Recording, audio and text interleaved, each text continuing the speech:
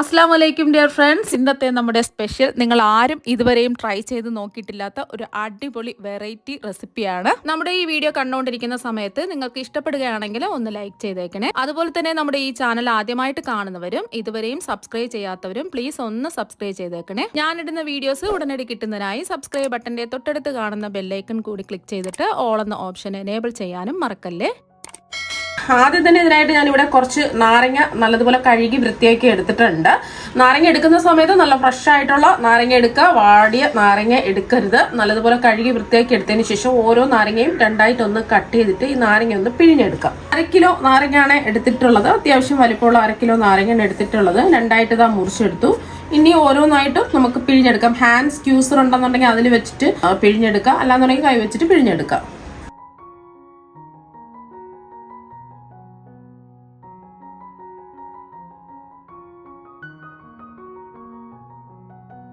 ഇതുപോലെ ബാക്കിയെല്ലാം നമുക്ക് പിഴിഞ്ഞെടുക്കാം.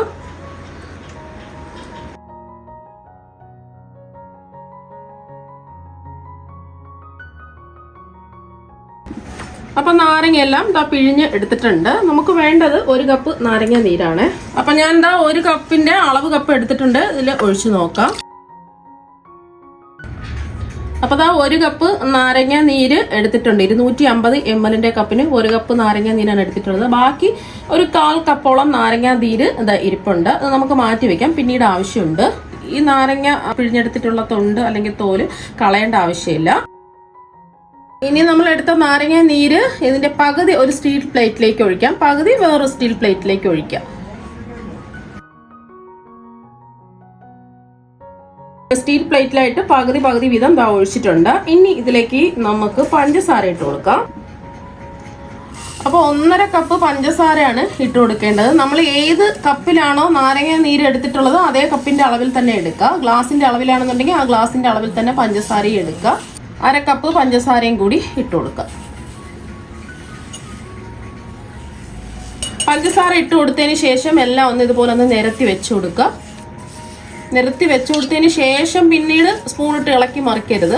ഒരു ദിവസം കഴിഞ്ഞിട്ട് ഒന്ന് ഇളക്കി ഇട്ട് കൊടുത്താൽ മതി. ഈ രീതിക്ക് നിരത്തി വെക്കുക. അടുത്തതും ഇതുപോലെ തന്നെ ചെയ്യാം.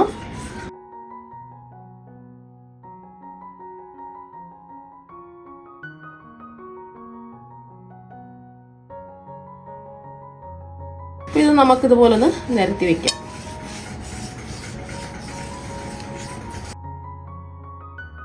ഇങ്ങനെ നിരത്തി വെച്ചു കൊടുത്തതിന് ശേഷം പിന്നെ വെയിലത്ത് വെക്കരുത്, തണലത്ത് വെച്ചാണ് ഇത് ഉണക്കിയെടുക്കുന്നത്. നല്ലതുപോലെ ഒന്ന് ഡ്രൈ ആയി കിട്ടണം. ഓരോ ദിവസം കഴിയുന്തോറും ഇളക്കി ഇട്ട് കൊടുക്കുക. ഒന്ന് ഡ്രൈ ആവണം, അതുവരെ ഒന്ന് വെയിറ്റ് ചെയ്യാം. നാരങ്ങ പിഴിഞ്ഞെടുത്ത തൊണ്ടാണ്. ഈ തൊണ്ട് നമുക്ക് ഈ ഒരു ഇതിനെ 4ആയിട്ട് ഒന്ന് കട്ട് ചെയ്തെടുക്കാം.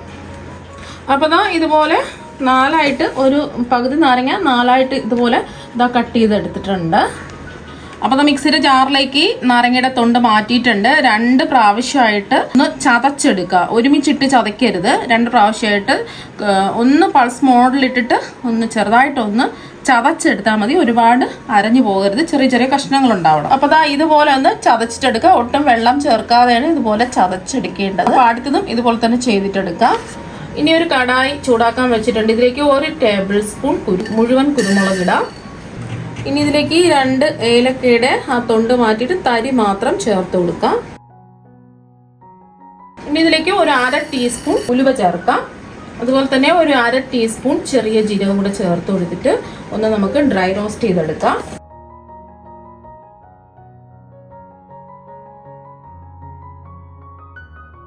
അപ്പൊ ഇതിപ്പോ നല്ലതുപോലെ ഒന്ന് റോസ്റ്റായി വന്നിട്ടുണ്ട്. ഇനി ഇതിന്റെ ചൂട് മാറിയതിന് ശേഷം മിക്സിയുടെ ജാറിലിട്ടിട്ട് ഒന്ന് തരിതരിപ്പായിട്ട് പൊടിച്ചെടുക്കുക. അപ്പൊ നമ്മൾ ചവച്ച് വെച്ചിരിക്കുന്ന നാരങ്ങ തൊണ്ട് ഒരു കടായിലേക്ക് ഇട്ട് കൊടുക്കുക. ഇതിലേക്ക് ഇട്ട് കൊടുത്തതിന് ശേഷം ഇതിലേക്ക് നമ്മൾ എടുത്തു വെച്ച നാരങ്ങ നീരില്ലേ ഒരു 1/4 കപ്പ് ഉണ്ടാവും.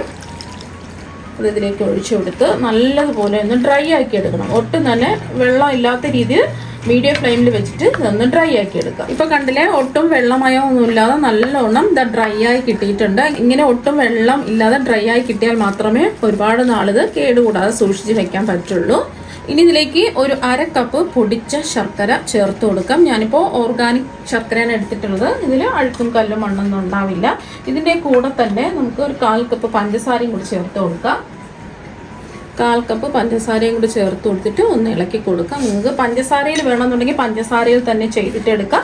ശർക്കര വേണമെന്നുണ്ടെങ്കിൽ ശർക്കരയിൽ തന്നെ ചെയ്തിട്ട് എടുക്കാം. 1/4 കപ്പ് ശർക്കര ചേർത്ത് കൊടുക്കുക. പഞ്ചസാരയാണെന്നുണ്ടെങ്കിൽ 1/4 കപ്പ് പഞ്ചസാര ചേർത്ത് കൊടുക്കുക. പഞ്ചസാരയും ശർക്കരയും ചേർത്ത് കൊടുത്തതിന് ശേഷം ഒന്ന് മെൽറ്റായി വരും. ഇപ്പം കണ്ടില്ലേ, നല്ലതുപോലെ മെൽറ്റായി വന്നിട്ടുണ്ട്. ഇനി ഇതിലേക്ക് നമ്മൾ ചേർത്ത് കൊടുക്കുന്നത് ആവശ്യത്തിനുള്ള ഉപ്പാണ്. 2 ടീസ്പൂൺ ഉപ്പാണ് ചേർത്ത് കൊടുക്കുന്നത്. എത്രയാണോ നിങ്ങൾക്ക് ഉപ്പ് വേണ്ടത് അതിനനുസരിച്ച് ചേർത്ത് കൊടുക്കുക. പിന്നെ ഇതിലേക്ക് ഒരു 1/2 ടീസ്പൂൺ മഞ്ഞൾപ്പൊടിയും പിന്നെ ചേർത്ത് കൊടുക്കുന്നത് ഒരു 2 ടേബിൾ സ്പൂൺ മുളക് പൊടിയാണ്. കാശ്മീരി മുളക് പൊടിയാണ് എടുത്തിട്ടുള്ളത്. സാധാരണ എരിവുള്ള മുളക് പൊടിയാണെന്നുണ്ടെങ്കിൽ 1 ടേബിൾ സ്പൂൺ ചേർത്ത് കൊടുത്താൽ മതി. പിന്നെ നമ്മൾ റോസ്റ്റ് ചെയ്ത് വെച്ചതെല്ലാം പൊടിച്ചെടുത്തിട്ടുണ്ട്. അതും കൂടി ഇതിലേക്ക് ഒന്ന് ചേർത്ത് കൊടുത്ത് ഒന്ന് ഇളക്കി കൊടുക്കാം. പെട്ടെന്ന് തന്നെ റെഡിയായി കിട്ടും.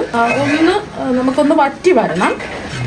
അപ്പോൾ ഇത് ചെറുതായിട്ടൊന്ന് കുറുകി വന്നിട്ടുണ്ട്. നമ്മൾ തൊട്ട് നോക്കുന്ന സമയത്ത് നല്ല ഒട്ടൽ പോലെ ആയി കിട്ടണം. അപ്പോൾ ഇങ്ങനെ ഇരുന്നാലും അതിൻ്റെ ചൂട് മാറിക്കഴിയുമ്പോൾ നല്ലോണം ഒന്ന് കുറുകി കട്ടിയാവും. ഇനി ഇതിലേക്ക് ലാസ്റ്റിൽ വേണമെന്നുണ്ടെങ്കിൽ മാത്രം കുറച്ച് കായപ്പൊടി ചേർക്കാം. ഇതിലേക്ക് ഒരു 1/4 ടീസ്പൂൺ കായപ്പൊടിയാണ് ചേർക്കുന്നത്. എന്നിട്ടൊന്ന് ഇളക്കി കൊടുക്കാം. ജസ്റ്റ് ഇതിൻ്റെ ചൂട് മാറിയിട്ട് ഒന്ന് തൊട്ട് നോക്കാം പൊട്ടുന്നുണ്ടോ എന്ന്. ഒന്നും കുറച്ചെടുത്തിട്ട് ഇതിൻ്റെ ചൂട് മാറിയിട്ട് ജസ്റ്റ് ഒന്ന് തൊട്ട് നോക്കാം ഒട്ടുന്നുണ്ടോ എന്ന്. വരുന്നുണ്ടെങ്കിൽ പരുവം കറക്റ്റായി. ഇതിൻ്റെ ചൂട് ജസ്റ്റ് ഒന്ന് മാറിയതിന് ശേഷം കൈ കൊണ്ട് തൊട്ട് നോക്കാം. അതാ കണ്ടില്ലേ, ഇതുപോലെ ഒട്ടുന്നത് പോലെ ആയി വരും. അപ്പം നമുക്ക് ഫ്ലെയിം ഓഫ് ആക്കാം. എന്നിട്ട് ചൂട് മാറുമ്പോൾ നല്ലോണം ഒന്ന് കുറുകി സെറ്റാവും. അതിൻ്റെ ചൂട് നല്ലതുപോലെ ഒന്ന് മാറി കിട്ടണം. ഫ്ലെയിം ഓഫ് ആക്കാം. ഒരു സമയം ഉപ്പും എരിവൊക്കെ ഉണ്ടോ എന്ന് ചെക്ക് ചെയ്ത് നോക്കാം. നമ്മുടെ മധുര നാരങ്ങ അച്ചാർ ഇവിടെ റെഡി ആയിട്ടുണ്ട്. സാധാരണ അച്ചാർ തയ്യാറാക്കുന്ന പോലെ ഇഞ്ചി വെളുത്തുള്ളി ഒന്നും ഇടേണ്ട ആവശ്യമില്ല. ഇപ്പം ഇതിൻ്റെ ചൂടൊക്കെ ഇതാ കംപ്ലീറ്റ് ആയിട്ട് മാറിയിട്ടുണ്ട്. അപ്പം കണ്ടില്ലേ, കുറച്ചും കൂടെ ഒന്ന് കുറുകി ഇതാ സെറ്റായി വന്നിട്ടുണ്ട്. അടിപൊളി ടേസ്റ്റാണ്. ഒട്ടും തന്നെ എണ്ണയൊന്നും ചേർക്കാതെ വളരെ പെട്ടെന്ന് നാരങ്ങയുടെ ആ തൊണ്ട് വെച്ചിട്ട് റെഡിയാക്കി എടുക്കാൻ പറ്റുന്ന അച്ചാർ ഇതാ ഇവിടെ റെഡി ആയിട്ടുണ്ട്. നമുക്ക് ബ്രേക്ക്ഫാസ്റ്റിൻ്റെ കൂടെ കഴിക്കാം. ബിരിയാണി, നെയ്ച്ചോറ്, അങ്ങനെ എന്തിൻ്റെ കൂടെ നമുക്ക് സൈഡായിട്ട് കഴിക്കാവുന്നതാണ്. എയർ ടൈറ്റ് ആയിട്ടുള്ള ഈർപ്പമൊന്നുമില്ലാത്ത ഗ്ലാസ് ജാറിലിട്ട് വെക്കുകയാണെന്നുണ്ടെങ്കിൽ 1 വർഷത്തോളം കേടുകൂടാതെ ഇരിക്കും. ഇനി ഇത് ഒരു ബൗളിലേക്ക് മാറ്റാം.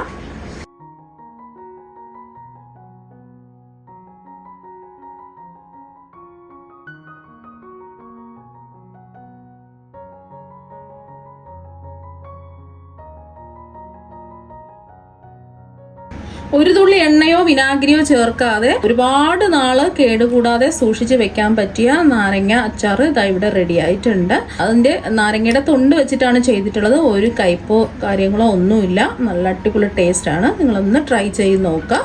ഒരു ദിവസം കഴിഞ്ഞിട്ട് ഇതാ എടുത്തിട്ടുള്ളതാണ്. ഫാനിന്റെ കീഴിലാണ് വെച്ച് കൊടുത്തിട്ടുള്ളത്. വെയിലത്തൊന്നും വെക്കരുത്. ഒരു ദിവസം കഴിഞ്ഞപ്പോൾ കുറച്ചൊന്ന് ഉറച്ചു വന്നിട്ടുണ്ട്. ഇതുപോലെ ഒന്ന് ഇളക്കിയിട്ട് കൊടുക്കാം. അടുത്തതും ഇതുപോലെ തന്നെ ഇളക്കിയിട്ട് കൊടുക്കുക. ഓരോ ദിവസം കഴിയും തോറും ഇങ്ങനെ ഇളക്കിയിട്ട് കൊടുക്കണം. വീണ്ടും നമുക്ക് ഫാനിൻ്റെ കീഴിൽ തന്നെ വെക്കാം. ഇങ്ങനെ ഒന്ന് നിരത്തി വെക്കാം. അപ്പോൾ നമ്മളിത് ഫാനിൻ്റെ കീഴിൽ ഉണങ്ങാൻ വെച്ചിട്ട് ഒരു 5 ദിവസമൊക്കെ കഴിഞ്ഞിട്ടുണ്ട്. 5 ദിവസം കഴിയുന്ന സമയത്ത് മാത്രമേ ഇതുപോലെ ഡ്രൈ ആയി കിട്ടുള്ളൂ. രണ്ടും ഇതുപോലെ റെഡിയായി കിട്ടിയിട്ടുണ്ട്. വെയിലത്തൊന്നും വെക്കരുത്. ഫാനിൻ്റെ കീഴിലോ AC-യുടെ കീഴിലോ വെക്കുക. ഇനി ഇത് നമുക്ക് മിക്സിയുടെ ജാറിലിട്ടിട്ട് ഒന്ന് പൊടിച്ചെടുക്കാം. അപ്പോൾ മിക്സിയുടെ ജാറിലേക്ക് മാറ്റിയിട്ടുണ്ട്. 2 ബാച്ചായിട്ടാണ് ഇത് പൊടിച്ചെടുക്കുന്നത്. അപ്പോൾ ആദ്യത്തെ ബാച്ചിൽ ഇതിൻ്റെ കൂടെ തന്നെ ഒരു 4 ഏലക്ക അതിൻ്റെ തൊണ്ട് മാറ്റിയിട്ട് അതിൻ്റെ വിത്ത് മാത്രം ഇട്ട് കൊടുക്കാം.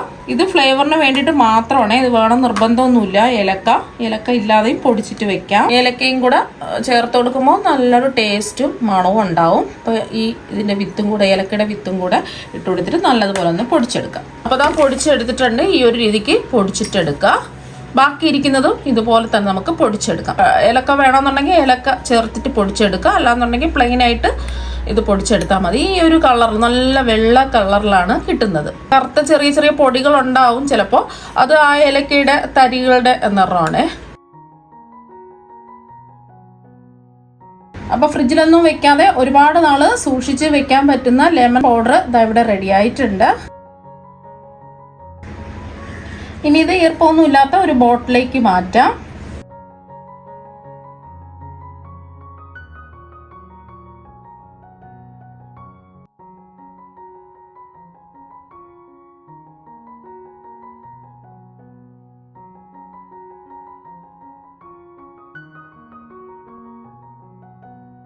അപ്പോൾ ഒരു ബോട്ടിലേക്ക് നിറച്ച് കൊടുത്തിട്ടുണ്ട്.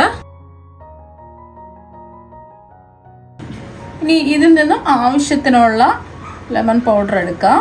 ഒരു 2 ടീസ്പൂണാണ് ഒരു ഗ്ലാസ്സിലേക്ക് ഞാൻ ചേർത്ത് കൊടുക്കുന്നത്. അപ്പം 2 ഗ്ലാസ് എടുത്തിട്ടുണ്ട്. ഇതിലേക്ക് 2 ടീസ്പൂൺ വീതം ലെമൺ പൗഡർ ഇട്ട് കൊടുക്കാം. കുറച്ച് വലിപ്പമുള്ള ഗ്ലാസ്സാണ് എടുത്തിട്ടുള്ളത്. വലിപ്പം കുറഞ്ഞ ഗ്ലാസ് ആണെന്നുണ്ടെങ്കിൽ 1 ടീസ്പൂണൊക്കെ മതിയാവും. ഇനി കുറച്ച് പുതിനയില ഇതുപോലെ കൈ കൊണ്ട് ഒന്ന് ഞെരടിയിട്ട് ഇട്ട് കൊടുക്കുക. എന്നാൽ മാത്രമേ ആ പുതിനയിലയുടെ ഒരു ടേസ്റ്റ് കിട്ടുള്ളൂ.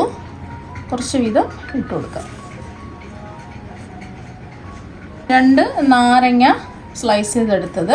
പിന്നെ നമ്മളിതിലേക്ക് ആവശ്യത്തിന് വെള്ളം ഒഴിച്ചു കൊടുക്കുകയാണ് ചെയ്യുന്നത്. നല്ല തണുത്ത വെള്ളം ഒഴിച്ചു കൊടുക്കാം. പെട്ടെന്ന് കണ്ടില്ലേ, സിമ്പിളായിട്ട് ദാഹിച്ചിരിക്കുന്ന സമയത്ത് ഇതുപോലെ നമ്മൾ ലെമൺ പൗഡർ റെഡിയാക്കി വെക്കുകയാണെന്നുണ്ടെങ്കിൽ നമുക്ക് ആവശ്യത്തിന് ജ്യൂസ് റെഡിയാക്കി എടുക്കാൻ പറ്റും പെട്ടെന്ന് തന്നെ. പിന്നെ ഇതിലേക്ക് കുറച്ച് കസ്കസും കൂടെ കുതിർത്ത് വെച്ചത് ചേർക്കാം. കസ്കസ് വെള്ളത്തിലിട്ട് കുതിർത്ത് വെച്ചിട്ടുള്ളതാണ്. കുറച്ച് ഇതിലേക്ക് ചേർത്ത് കൊടുക്കാം. ഇനി ഇതിലേക്ക് ആവശ്യത്തിനുള്ള ഐസ് ക്യൂബ്സും കൂടെ ഇട്ട് കൊടുക്കാം. 1 സ്പൂൺ വെച്ചിട്ട് ഒന്ന് കലക്കി എടുക്കാം. അപ്പോൾ അത് വളരെ പെട്ടെന്ന് റെഡിയാക്കി എടുക്കാൻ പറ്റുന്ന ലെമൺ പൗഡർ വെച്ചിട്ടുള്ള ഡ്രിങ്ക് ഇതാ ഇവിടെ റെഡി ആയിട്ടുണ്ട്. അപ്പോൾ നിങ്ങൾ എന്തായാലും ഇതുപോലെ ഒരു പ്രാവശ്യം ട്രൈ ചെയ്ത് നോക്കാം. തീർച്ചയായും നിങ്ങൾക്ക് എല്ലാവർക്കും ഒരുപാട് ഇഷ്ടമാകും. അപ്പോൾ നമുക്ക് മറ്റു വെറൈറ്റി വീഡിയോ ആയിട്ട് വീണ്ടും കാണാം. താങ്ക്